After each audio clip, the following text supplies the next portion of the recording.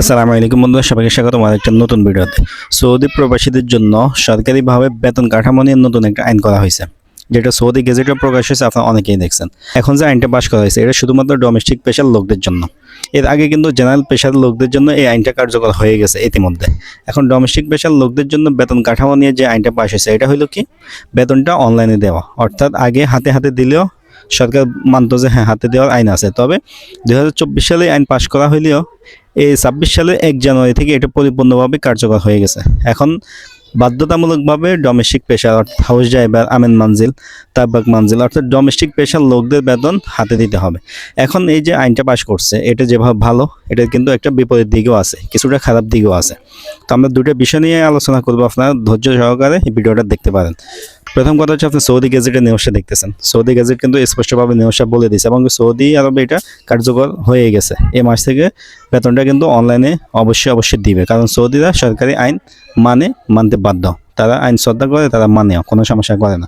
তো এখন আমরা ঠিক আছে, যারা চাকরি করি, কাজ করি, সৌদি নাগরিকের বা বাসা বাড়িতে, আমাদের জন্য তো খুবই ভালো হয়েছে। আমাদের বেতনটা ব্যাংকে দিয়ে দিবে, বাধ্যতামূলক।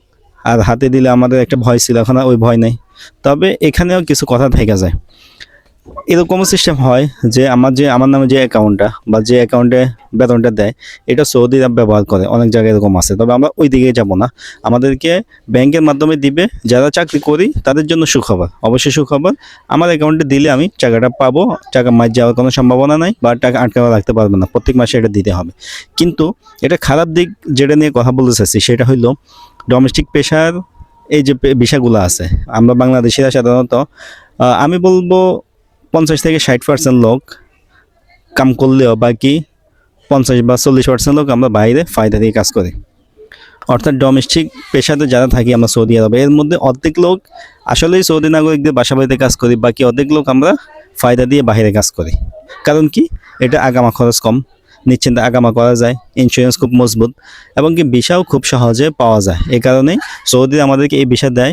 অনেকেরই বলে যে তুই আমেন মানজিলে আয়, হাউস ড্রাইভার আয়, সহজ হবে। আমরা আত্মীয় স্বজন নিয়ে যাই, আগে থেকে সিস্টেম ছিল এরকম। ফায়দা দিয়ে আমরা বাইরে কাজ করি। এই যে ব্যাংকে টাকা দেওয়ার, বেতন দেওয়ার আইনটা বাধ্যতা করা হয়েছে, এখন এটা আমাদের জন্য খারাপ। যারা ফায়দা দিয়ে বাইরে কাজ করি তাদের জন্য সমস্যা। কারণ কি, সৌদি নাগরিকরা কীরকম আপনারা জানেন, তারা কিন্তু আইন মানে এবং আইন মানতে বাধ্য। এখন আপনার জন্য আইন মানতে গিয়ে সে প্রত্যেক মাসে ব্যাংক অ্যাকাউন্টে টাকা ঢুকাবে। কার টাকাটা ঢুকাবে, আপনার টাকা নাকি তার টাকা? এখন আপনি যদি টাকা দেন, এই টাকা মাইর যাওয়ার সম্ভাবনা থাকে, কারণ সবাই কিন্তু এক না। আবার সে তার টাকা কিন্তু আপনার অ্যাকাউন্টে পাঠাবেও না। সৌদি সাধারণত আমাদেরকে টাকাও দেয় না। তো আমাদের কিছু পরামর্শ থাকবে এই বিষয় নিয়ে। পরামর্শ বলতে, আপনি অবশ্যই সৌদি নাগরিকের সাথে, আপনার কফিলের সাথে যোগাযোগ রাখতে হবে। অনেকেই আছে কফিলই চেনে না, কিন্তু মুক্তবের মাধ্যমে কফল হয়ে বাইরে কাজ করে। এরকম হইলে সম্ভব না, আপনি ঝামেলা পড়ে যাবেন যখন তখন। কফিলের সাথে যোগাযোগ করলে কফিল কেমন আপনি চিনবেন, এবং কি আপনার বেতন, আমরা যারা জেনারেল পেশার লোক বাইরে কাজ করি তারা কম চুক্তি করি, অর্থাৎ কিউআতে বাধ্যতামূলক চুক্তি করতে হয়, এটা আপনারা জানেন। সেখানে কেউ 400 রিয়াল 600 রিয়াল চুক্তি করে। ডোমেস্টিক পেশার লোকদের চুক্তি বাধ্যতামূলক না যেহেতু, তো আপনারও বেতন স্কেল আছে, কত ধরবে, এটা তার কফলার সময় এগুলা ঠিক হয়। তো আপনি ওই জায়গায় বেতন গ্রসটা কমাই দিতে পারেন। কমে দিলে কি হবে, আপনি যদি তার 400 রিয়াল ফায়দা দিয়ে থাকেন মাসে, তো যদি বেতন তার সাথে চুক্তি থাকে 600 রিয়াল, আর 200 রিয়াল বাড়তি আপনি দিলেন, অথবা সে যদি তার সাথে ভালো সম্পর্ক হয় আপনার, সে দিয়ে দিল, আপনি টাকাটা আবার রিটার্ন দিয়েছেন, দিয়ে এভাবেও কিন্তু আপনারা আপনাদের লেনদেনটা ঠিক রাখতে পারেন। না হলে কিন্তু কি হবে, অনলাইনে বেতন না দেওয়ার অপরাধে ওই সৌদি নাগরিক কিন্তু ডোমেস্টিক পেশার যে সুবিধা, সে হাউস ড্রাইভার নিয়োগ দেওয়া, আমেন মঞ্জিল নিয়োগ দেওয়া, এগুলো কিন্তু সুবিধা পাবে না। অর্থাৎ যখন সরকারি অনলাইন পোর্টালের মাধ্যমে দেখবে সে এ কর্মী বেতন দেয় না, তখন কিন্তু সে এই সুবিধাটা পাবে না। এই ভয়ে সে কিন্তু পরবর্তীতে আপনাকে কী করবে, বলবে কফল হয়ে যেতে, না হলে দেশে পাঠিয়ে দিবে, এক্সিট লাগাই দিবে, না হলে ব্লক করে দিবে। যে কোনো একটা কিছু সে করবে, ইচ্ছা করে কিন্তু করবে না, সে ঝামেলা পড়ে যাবে, সুবিধা পাবে না, এই ভয় কিন্তু করবে। এই কারণে আপনি তার সাথে যোগাযোগ রাখতে হবে। আপনারা একটা কথা বলে পরামর্শ, একটা সমঝোতার মাধ্যমে আসতে হবে, যে কোনো একটা সিস্টেম করতে হবে। কারণ কি, প্রত্যেক মাসে তো আপনার স্যালারি অ্যাকাউন্টে ঢুকতেই হবে। এগুলা যেমন জেনারেল পেশার লোকদের গোসির মাধ্যমে বোঝা যায় স্যালারি ঢুকছে কি ঢুকছে না, কত মাস বাকি আছে, অটোমেটিক এগুলো বোঝা যায়। তো এখন যেহেতু ডোমেস্টিক পেশার এই সিস্টেমটা করছে, এখনও এটা বুঝতে পারবে, ওই ধরনের সিস্টেম আছে। যখন বুঝতে পারবে, এর দ্বারা কিন্তু ওই নাগরিক, ওই সৌদি নাগরিক ঝামেলা পড়ে যাবে। যখন দেখবে যে 2 মাস 6 মাস হয়ে গেছে, প্রায় 6 মাস পার হয়ে গেছে, আপনার বেতন দিতেছে না, কি দেখ এই কর্মী কীভাবে কাজ করে, পরবর্তীতে সে একটা ঝামেলা পড়ে যাবে, এই ভয়ে সে আপনাকে না রাখার চেষ্টা করতে পারে, হয়তো বলবে কপাল হয়ে যায়, না হলে দেশে চলে যা।